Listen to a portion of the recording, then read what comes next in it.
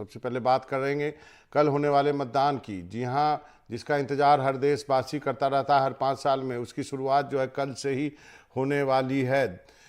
देश भर की 102 लोकसभा चुनाव के लिए वोटिंग होगी, जिसमें मध्य प्रदेश की 6 और छत्तीसगढ़ की सबसे संवेदनशील माने जाने वाली सीट बस्तर भी है।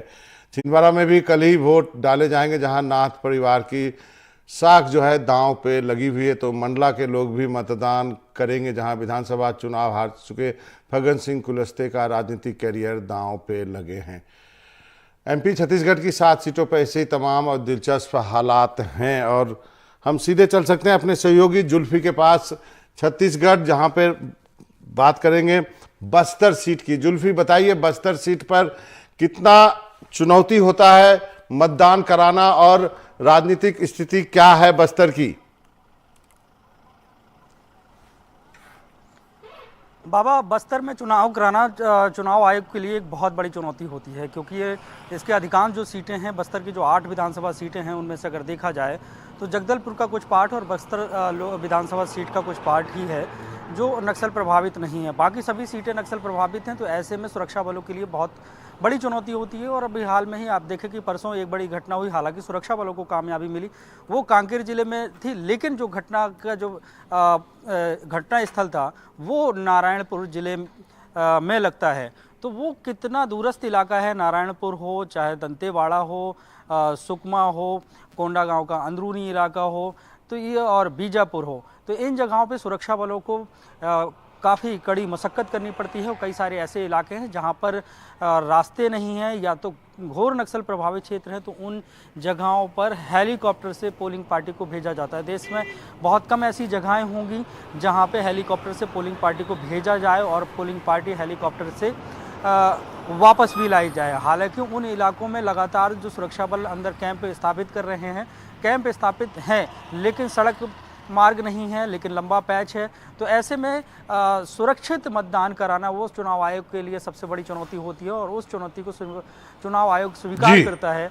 तो ऐसे में बस्तर की 8 जो विधानसभा सीटें, उनमें से 6 विधानसभा सीटों में सुबह 7 बजे से 3 बजे तक मतदान होगा, और 2 विधानसभा सीटों की कुछ पोलिंग बूथ में सुबह 7 बजे से लेके शाम को 5 बजे तक मतदान होगा। तो इस तरीके से काफ़ी चैलेंज। अब राजनीतिक समीकरण की अगर बात करें बाबा जी, बाबा जी अभी आता हूँ आपके। 1 मिनट, हमारे साथ अमृतांशी भी जुड़ गई हैं, संजीव जी भी जबलपुर से जुड़ गए हैं, और डॉक्टर सुशील त्रिवेदी जो कि पूर्व इलेक्शन कमिश्नर यहाँ के रह चुके हैं छत्तीसगढ़ के। सर, आपका बहुत बहुत स्वागत है। मैं जुल्फिकार अपने सहयोगी से बातचीत कर रहा था, बस्तर में चुनाव कराना कितना चुनौतीपूर्वक होता है, आपका अनुभव क्या है? जी, मैंने स्वयं चुनाव करवाया है और मैं जानता हूं कि एक बड़े युद्ध के समान है, और इस वक्त भी उसको चुनाव करवाना बहुत ज्यादा बड़ा एक चुनौती भरा काम है। 3 प्रकार का है। पहला तो वहाँ का जो भौगोलिक क्षेत्र है, जंगल वाला क्षेत्र है, सभी जगह बहुत अच्छे साधन नहीं है आने जाने के, पहला तो ये है। दूसरी जगह वहाँ पे साधनों की कमी है, और तीसरी जो नक्सलवादियों की चुनौती है वह तो हमेशा बनी रही है, जो कि लोकतांत्रिक व्यवस्था का हमेशा खिलाफत करते रहे। तो इन तीनों चुनौतियों से एक साथ निपटना बहुत ही कठिन होता है। फिर भाषा की बात होती है, वहां पर अलग अलग क्षेत्र में अलग अलग भाषाएं हैं, भाषा का प्रश्न है, आवागमन का संकट है, क्षेत्र बड़ा कठिन है। दूसरी बातें इस तरीके से एक निश्चित रूप से बड़ा चुनौती है। मैं जब चुनाव करा रहा था तो लेफ्टिनेंट जनरल सेठ साहब राज्यपाल थे, 2 बार उन्होंने मुझे बुलाया कि डॉक्टर त्रिवेदी आप कैसे चुनाव कराएंगे इतनी कठिन समय में। हो जाएगा, क्योंकि एक बार अगर जनता के मन में बात बैठ जाए कि चुनाव पूरी निष्पक्षता से हो रहा है, और तो फिर ज्यादा कठिनाई नहीं होती, पहला। दूसरी बार अगर आपकी मतदाता सूची में ज्यादा गड़बड़ी नहीं है तो भी परेशानी नहीं होती है। और इस बार मैं मानता हूं कि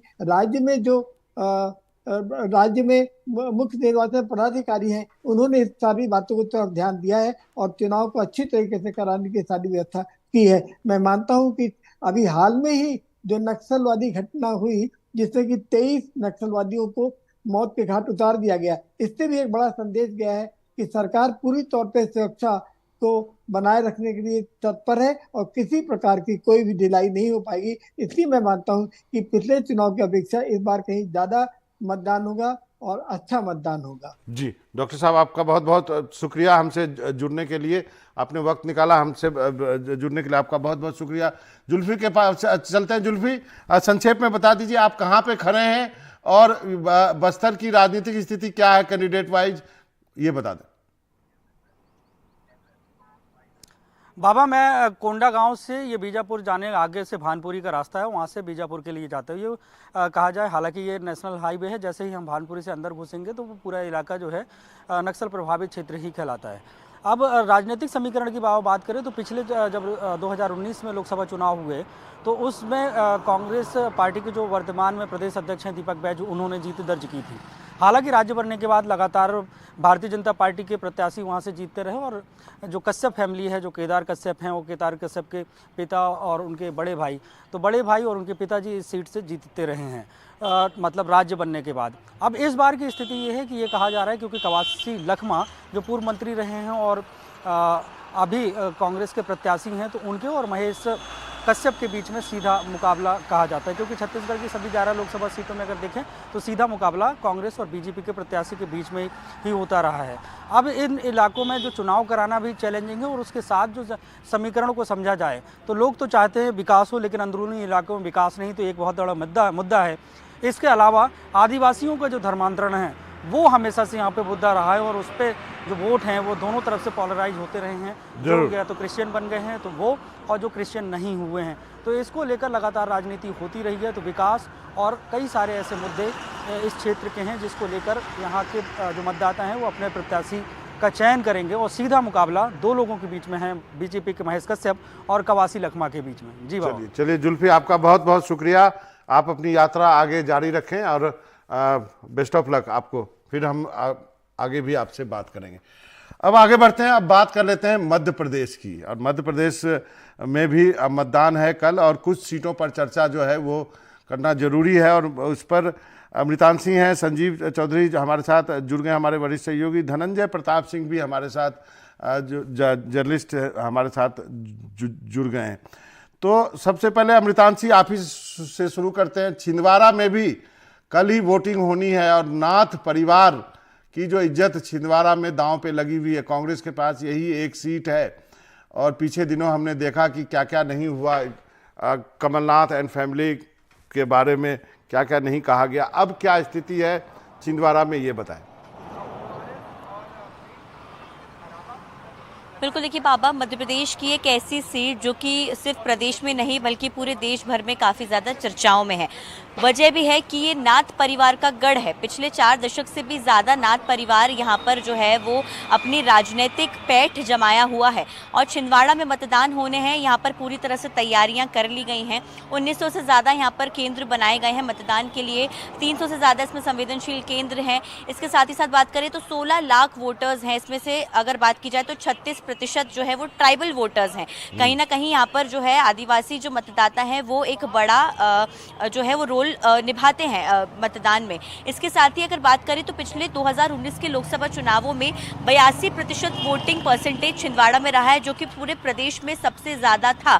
और यहाँ पर कल क्योंकि चुनाव है, इसके पहले तमाम राजनीतिक सरगर्मियाँ इस पूरे जो है लोकसभा सीट में देखने को मिली। गृह मंत्री अमित शाह का रोड शो, राष्ट्रीय अध्यक्ष जेपी नड्डा का जो है जनसभा की गई। इसके साथ ही साथ यहाँ पर जो एक लगातार टूटने की स्थिति यहाँ छिंदवाड़ा में देखने को मिल रही थी, जो कि लगातार जो कमलनाथ के करीबी हैं वो आकर बीजेपी में शामिल हुए। यहाँ के एक विधायक हैं अमरवाड़ा के, वो आकर यहाँ पर शामिल हुए। तो बाबा कहीं ना कहीं सबसे चर्चित सीट है, इसलिए यहाँ पर बीजेपी की साख भी दांव पर लगी, क्योंकि बीजेपी किसी भी तरह से चाहती है कि इस सीट को अपने जो है वो पलड़े में किया जाए। इसके साथ ही साथ ये भी देखा जाता है क्योंकि नाथ परिवार का गढ़ है, तो बीजेपी ये पूरी तरह से कोशिश इस बार कर रही है, क्योंकि 7 की 7 सीटें बीजेपी विधानसभा चुनावों में यहाँ पर हार चुकी थी। तो लोकसभा चुनावों में बीजेपी कोई भी रिस्क नहीं लेना चाहती और ये जो गढ़ है इसको जो है वो खत्म करना चाहती है और अपना जो है यहाँ पर झंडा लहराना चाहती है। एक छोटा सा रिएक्शन में बाबा लूंगी हमारे जो सहयोगी हैं शाश्वत उनसे, क्योंकि वो यहाँ पर जो है लगातार लंबे समय से काम करें। शाश्वत, अभी क्या स्थिति है? क्या नाथ परिवार जो है उसका गढ़ ये बरकरार रहने वाला है या फिर क्या राजनीतिक स्थिति अभी देखने को मिल रही है इसमें? देखिए अमृतांशी, अगर नाथ परिवार के गढ़ की बात की जाए तो इमरजेंसी के दौर में भी ये कांग्रेस का गढ़ रहा है और उसके बाद से कमलनाथ यहाँ से 9 बार सांसद रहे हैं। लेकिन इस बार का जो चुनाव है बीजेपी ने खासतौर पर काफ़ी नेताओं को यहाँ पे शामिल कराया। और देखिए प्रधानमंत्री मोदी ने पिपरिया से छिंदवाड़ा के वोटरों को अपील की कि बीजेपी विवेक बंटी साहू के पक्ष में मतदान किया जाए। अब देखिए अभी 1-2 दिन पहले अमित शाह का रोड शो हुआ और जेपी नड्डा की भी रैली हुई। तो बीजेपी ने खासतौर पे यहाँ पे काफ़ी जो कांग्रेस के विधायक थे जिनके पीछे जन समर्थन था, जिनके पीछे काफ़ी, आप देखें नकुल नाथ को पिछले जो लोकसभा चुनाव थे अमरवाड़ा से तकरीबन 22,000 की लीड थी, तो वहाँ के जो विधायक है कमलेश शाह, उनको जो बीजेपी ने तोड़ा तो कहीं ना कहीं कांग्रेस के खेले में बहुत बड़ी खलबली मची, क्योंकि ये कांग्रेस का और कमलनाथ का हमेशा से एक स्ट्रांग होल्ड रहा है। ठीक है, बिल्कुल। देखिए जो लीड बाबा जिस जगह से पिछली बार मिली थी वो आकर विधायक बीजेपी में शामिल हो गए, तो कहीं ना कहीं इस बार कमलनाथ भी पूरी कोशिश कर रहे हैं, नकुलनाथ भी लगातार जो है वो ग्राउंड पर दिख रहे हैं और बीजेपी भी पूरी तरह संगठनात्मक तौर पर और पार्टी के तौर पर भी लगातार छिंदवाड़ा को भेजने में जुटी हुई है। जी जरूर अमृतांशी हमारे साथ बने रहिए। विकास भी हमारे साथ जुड़ गए बस्तर से। विकास, पहले आपको आता हूं। विकास, एक बार फिर से बस्तर की बात कर लेते हैं। बस्तर के राजनीतिक हालात के बारे में बताइए, मुकाबला। देखिए मुकाबला तो यहाँ पर सीधे तौर पर अगर देखा जाए तो भाजपा और कांग्रेस के बीच पे, लेकिन अगर आम जनता से जो रायशुमारी की जाए तो वो सीधे तौर पर कहते हैं कि नरेंद्र मोदी वर्सेस कवासी लखमा का चुनाव है, क्योंकि भाजपा के जो प्रत्याशी हैं महेश कश्यप, उन्हें आम जन के बीच में उनकी लोकप्रियता कम है और चूंकि वो सरपंच ही रह चुके हैं, किसी बड़े पद पे रहे नहीं है, यही वजह है कि पूरे लोकसभा में उन्हें लोग जानते नहीं है। लेकिन एक खास बात यह है कि मोदी का जो इफेक्ट है वो इस इलाके में है, उन अंदरूनी इलाकों में भी मोदी का इफेक्ट है जिस इलाके में लोग वोट नहीं करते, वो भी नरेंद्र मोदी को जानते हैं। वहीं कवासी लखमा को जिस तरह से टिकट दिया गया है उसके पीछे भी यही समझ में आता है कि जिस तरह से कांग्रेस को 2023 के चुनाव में मुंह की खानी पड़ी, तो कांग्रेस ने बहुत रिसर्च करके बस्तर से कवासी लखमा को टिकट दिया है, क्योंकि कवासी लखमा एकमात्र वो चेहरा है जो पूरे बस्तर लोकसभा में खासे लोकप्रिय हैं। दादी के तौर पर उनके बोलने का जो तरीका है, उनके चलने का तरीका, उनके काम करने का तरीका खासा लोकप्रिय है। आप अगर देख रहे होंगे बीते लोकसभा चुनाव के दौरान जो राजनीतिक खबरें हैं उसमें आपको बीजेपी के कैंडिडेट हमेशा गायब नजर आएंगे, लेकिन कवासी लखमा रोज ही आपको किसी न किसी विवादित बयान को लेकर वो सुर्खियों में बने रहते हैं। कवासी लखमा को पता है कि वो क्या करेंगे या क्या बोल देंगे, जो चीज़ सुर्खियों में होगी और आम जनता भी लोग उसे बड़ा इंटरेस्ट लेके देखेंगे।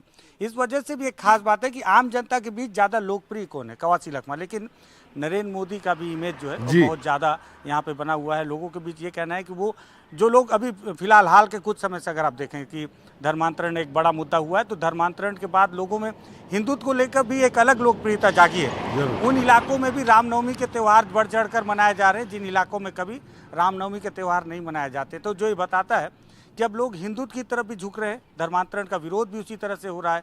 तो हिंदुत्व को जोड़कर लोग मोदी से जोड़ देख रहे हैं कि अगर हिंदुत्व को बचाना है तो मोदी को लाना होगा। इस तरह के भी कॉन्सेप्ट लोगों के हैं। हालांकि मेन मुद्दे गायब हैं यहाँ से, मतलब बस्तर में बेरोजगारी है या पलायन है, इस पे कोई चर्चा ही नहीं कर रहा है। हर कोई यही बात कर रहा है कि हिंदुत्व को बचाना है तो मोदी को लाना होगा, या कोई सोचता है कि बस्तर के लालू हैं कवासी लखमा, उन्हें भी संसद भेजकर देखना चाहिए वो किस तरह से बस्तर को प्रेजेंट करेंगे। सही बात कही विकास, का माहौल बस्तर में फिलहाल देखने को सही कहा विकास आपने कि किस तरह का ये जो चुनाव है प्रधानमंत्री के चेहरे पे लड़ा जा रहा है। संजीव जी आपके पास आता हूँ, माफ़ी चाहता हूँ थोड़ी देर से आपका नंबर आया है। धनंजय जी आप फाइनल कमेंट के लिए आपके पास भी आऊँगा जरूर।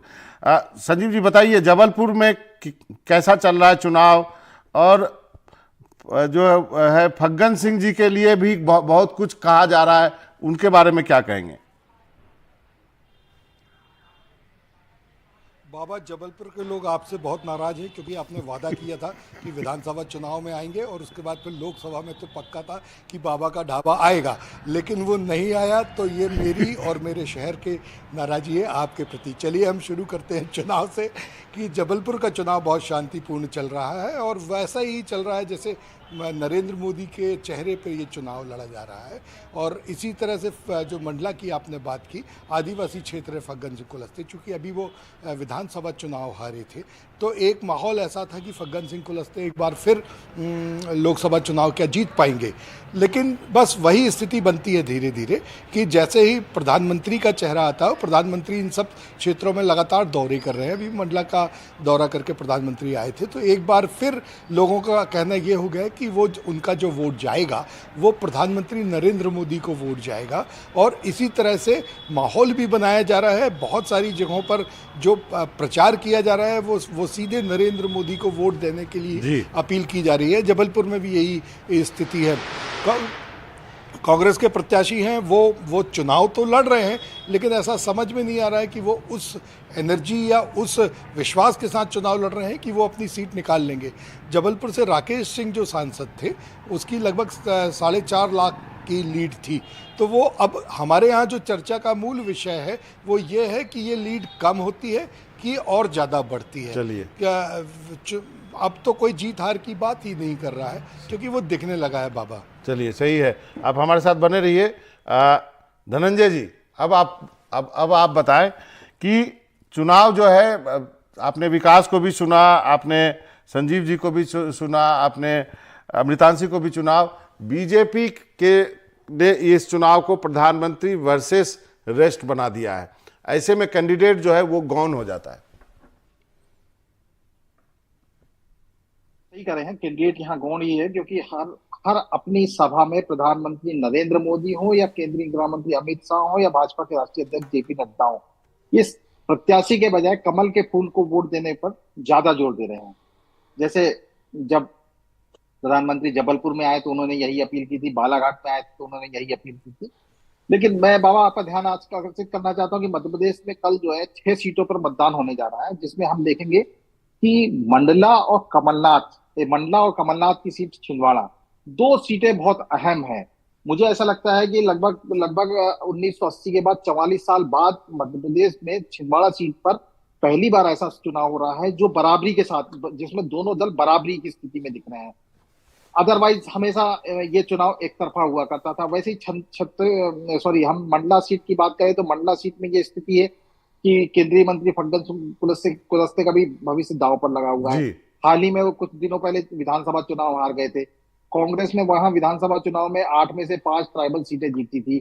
और राहुल गांधी भी इस संसदीय सीट में धनौरा करके गांव में अपनी सभा लेने आए थे और उनकी सभा में काफी आदिवासियों की तादाद बता रही थी कि ये इस बार चुनाव फग्गन सिंह को पूरा कड़ी चुनौती दे रहा है।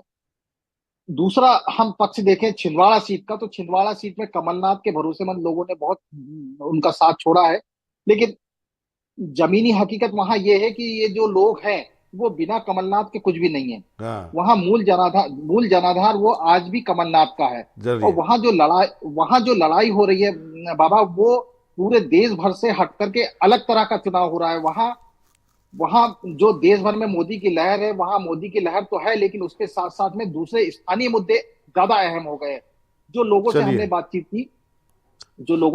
बातचीत की तो वो वहां आयुष्मान योजना से लेकर के तमाम योजनाओं से ऊपर कमलनाथ को आंक रहे हैं। तो इस बार ऐसा लगता है कि टक्कर बराबरी की है। चलिए, आपने तो अपने बड़े अच्छे से समझा दिया। और चलते चलते अनुराग भी हमारे साथ जुड़ गए। अनुराग, मुझे मालूम है आप उस जो अटैक हुआ था उसके कवरेज के लिए निकले हैं, आप उधर हैं, लेकिन लास्ट में कंक्लूजन आप ही से करता हूं कि जो मध्य प्रदेश में 6 सीटों पर चुनाव होने वाले हैं उसमें 2 सीटों पे लोगों की नजर है, मंडला और छिंदवाड़ा। आपका क्या टेक है इस पे?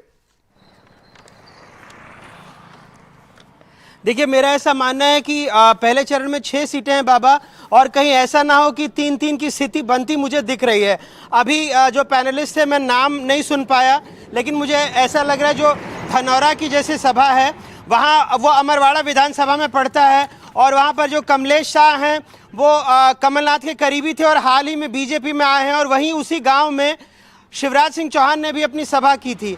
तो भीड़ कोई पैमाना है नहीं है हम तो नहीं बता सकते, लेकिन मैं अपने सहयोगी विकास के साथ जिस गांव में हूं, क्योंकि थोड़ी देर पहले वो बस्तर की बात कर रहे थे, तो अपने रिजवान भाई से कहूंगा कैमरा ट्राइपॉड पर है, लेकिन जाते जाते 5 बजे का वक्त हो गया है, लेकिन फिर भी जो महेश कश्यप जिस उम्मीदवार की बात कर रहे थे, तो पूरे रास्ते में सिर्फ एक पोस्टर हमें दिखा है।